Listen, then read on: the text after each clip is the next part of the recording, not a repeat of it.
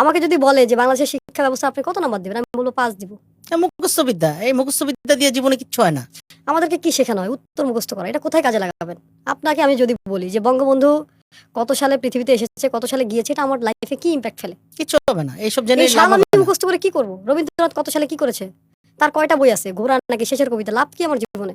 প্রশ্ন করা শেখায় না। বাট আপনি দেখেন, যেখানে যান, ইউটিউবে গেলে আপনাকে প্রশ্ন করতে হবে, চ্যাট জিপিটিতে গেলে প্রশ্ন করতে হবে, জীবনে যা চান প্রশ্ন করতে হবে। আপনি কোনো কিছু জানতে চাইলেই প্রশ্ন করতে হবে। সো উইদাউট কোশ্চেন আপনি কিভাবে বড় কিছু হবেন? আপনি শুধু অ্যান্সার খোঁজেন, অ্যান্সার খোঁজেন, অ্যান্সার খোঁজেন, মুখস্থ করেন। ক্রিয়েটিভ হবে কখন জাতি?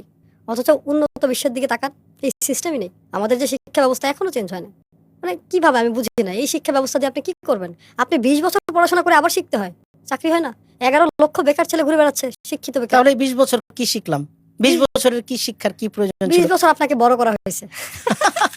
জীবন থেকে এই 20টা বছরের, মানে এটা কিন্তু অনেক মূল্যবান একটা সময় নষ্ট হয়ে যায়।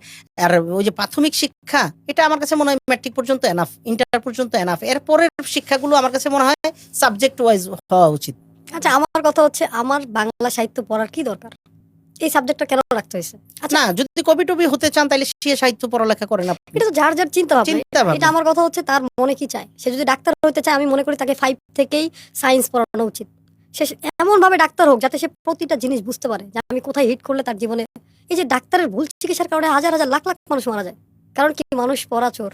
সে ডাক্তারি শিখতে যেও চুরি করছে, পড়ে নাই। মুখস্থ বিদ্যা মুখস্থ করেছে, পড়ার জন্য উত্তর দিয়েছে, এখন মনে শেষ। থাকতেছে না, এখন আর মনে থাকতেছে না। কারণ সে যদি প্র্যাকটিক্যালি করতো।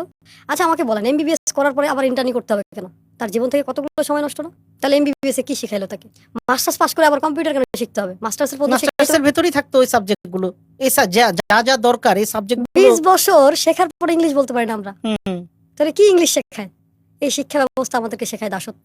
বিবিএ করার পরে সে চাকরি খোঁজে, তাহলে তার বিজনেস লার্নিং নেওয়ার কি দরকার?